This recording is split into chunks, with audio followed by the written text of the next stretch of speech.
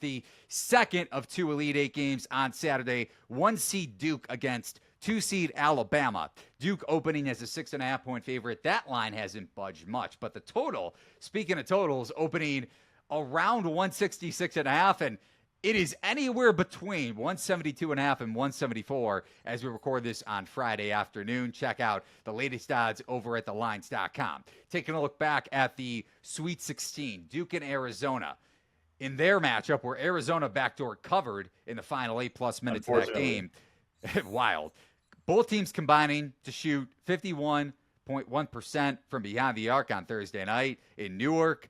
And Alabama, if you want to talk about an onslaught from three, 25 three-pointers, not only an NCAA tournament record for a single game, but only one team has ever made more in a win over a Division I opponent ever. And that is Davidson in 2017 against Charleston Southern. That is not a made-up stat.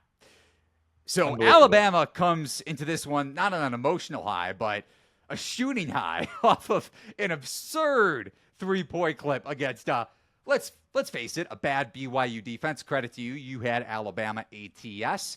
And on the flip side, Cooper Flagg, 36, 7, and 3. The first Duke player to post 35 and 5 in a tournament game since the assist stat became official in 84.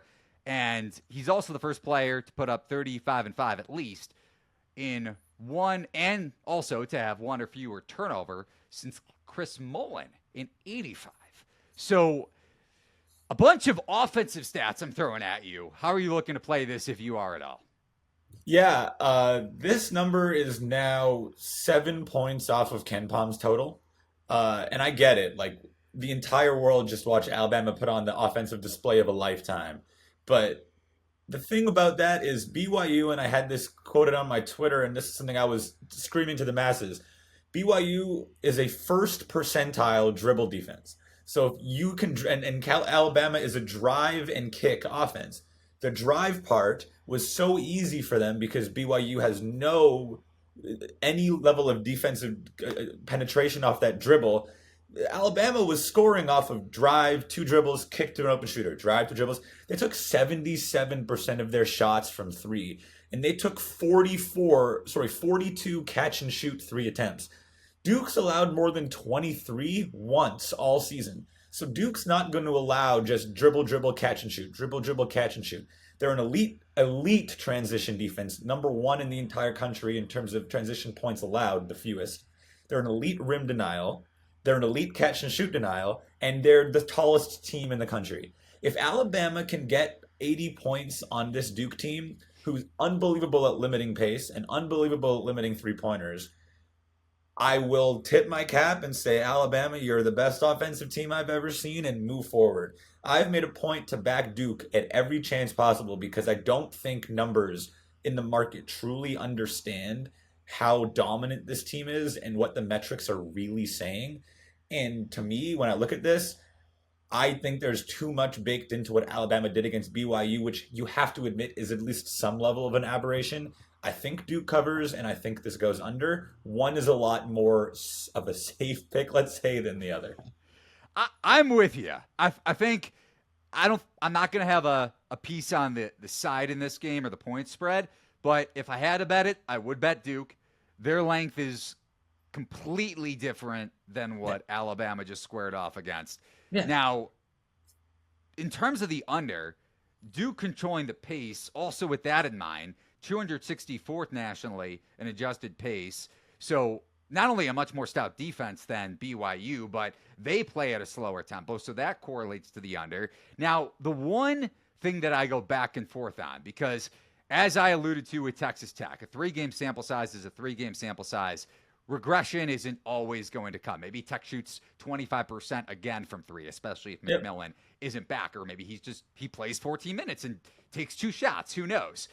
Alabama could very well shoot, maybe not 50%, but 40% from three in this game. That's where I go back and forth. You know Nate Oates isn't going to stray away from playing up tempo in this game, especially with Duke's slower pace. He's going to want to speed this up, win the shot volume battle. That's what you're going to have to do to not only cover the point spread, but beat Duke. Alabama, mind you, couldn't cover the point spread against UConn last year in the Final Four, despite either winning at halftime or it was a 3-point game somewhere in that margin. And they were, I would have to actually go back. I want to pull up the numbers to see where the shot volume battle was at for Alabama. And it's not like Duke and Alabama are completely similar, but I've got you they're here. not. UConn won the rebounding 37-29. Okay, And what they about won shot the volume? turnovers 8-4. What about shots? Alabama took 58 shots and UConn took 62. So that would Wow. be only a 4-point edge for UConn. Okay. Right. And it's not like UConn and Duke are completely similar. They're not to their profiles, roster construction, etc. But I think the point that you brought up is warranted in the fact that the market is power rating Duke to a degree like they did with UConn over the last couple of years in the tournament. That's where I think the similarities show, and that's where it's extremely hard to go to the window and say, I'm backing the underdog here. Because even if you think Alabama can hang in the shot volume battle like they did with UConn, lose that by 4, they're not going to shoot 50+% from 3. Mark Sears isn't going to hit 8+ threes, whatever it was. They could shoot 40+, they could shoot 35%+, but they're not getting the efficiency that they got against BYU. No, they're not. And I think at the end of the day, it's just a physicality, it's a size thing. Like BYU's perimeter defense basically said, we will deny the rim, and they did deny the rim for what it's worth, because they knew that Alabama was way bigger and could get to the rim if they wanted to. They said, no rim, beat us from 3. And they were stubborn in that approach to the point where, okay, they're going to eventually start missing. The difference between BYU and Duke is Duke doesn't have to play that way because they have a 7'2 rim protector, a 6'10 rim protector, and now back from injury, another 6'10 rim protector, Malik Brown, who's their best overall defender, even better than Cooper Flagg, at least per advanced analytics. He is. So Duke doesn't have to let Alabama play one type of way. They can let them play neither type of way. And that's the type of style that I think Alabama can only get to the rim or shoot threes because their offense and their style doesn't allow you to do anything else. Duke's defense basically wants you to do everything else, and Alabama's going to be put into a bit of a corner here, I think. If we had to pick between the two totals, the under in Duke, Alabama, and the under in Texas Tech, Florida. And again, I didn't come into this podcast thinking I was going to say this. I would probably say under in Texas Tech, Florida. I'm going to say under in Duke, Alabama, and hate myself for it, but I'm going to say it. And the reason why is I can't get behind a total that is 6 points higher than KenPom. 6 is a lot. And do you know what it was for BYU, Alabama, just comparatively speaking? Yeah, I can tell you right now. The KenPom line for Alabama BYU was at 173, and I believe it closed at 75.5. Okay, so 2 points. Okay, yeah, 2-3 for points. a first percentile dribble defense in BYU, the line went up 2 points. But now we just saw Alabama put on an onslaught like we've never seen before, and so we're like, oh, 2 points wasn't enough. Let's juice it up 6. And that's fine and good until you realize you're playing the best transition defense in the country, the number 1 defense in the country, and a team that can control the pace against Alabama like no one else in the country can. And I get like boosting it a point or two like they did with BYU, but 6 is just an egregious amount in my opinion. 2 things for me to wrap with the total conversation. With Duke, Alabama, like Florida, Texas Tech, I think it's fair to wait. Because definitely. This, with public money coming in on Saturday, not that public money moves the line, but you're going to get an onslaught of overbets. Yes. Absolutely. Yes. On Saturday night. So you could see this total closing anywhere 174.5, 175, even though it has dipped a bit from the peak of 174 at some shops. I think Circa, for instance, is hanging at a 173.5 right now. So whether you like, or even if, let's say you don't like our takes about the under for each game, but if you do, I can make the case, and I will make the case, to wait on both Yeah. of those totals.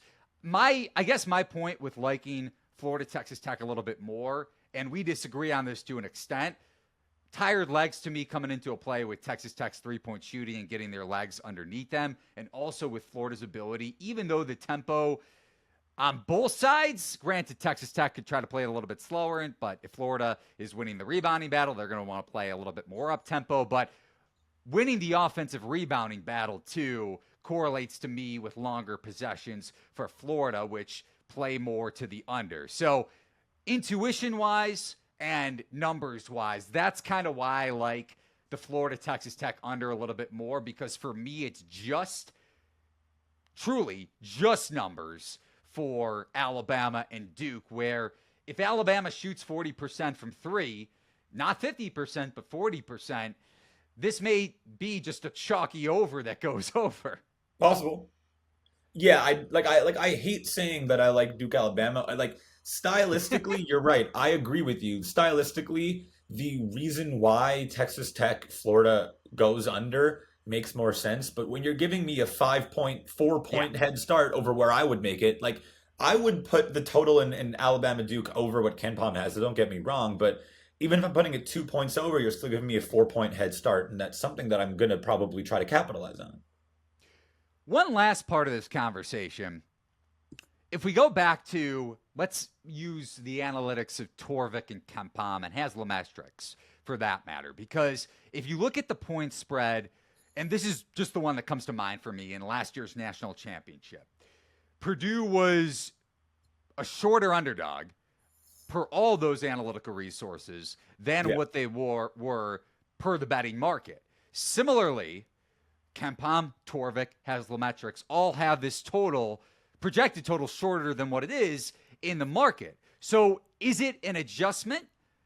Rightfully so by the market? And I'm in agreement with you. Like I touched on, if I had to bet a piece of the total, I may wind up betting the under anyways on Duke, Alabama. But do you get my point there? Yeah, for sure. I think it's both. Like I said, I would make this above what Ken Palm has it, and I don't think that he's necessarily correct because there's more elements to this than meets the eye, at least from a numbers perspective.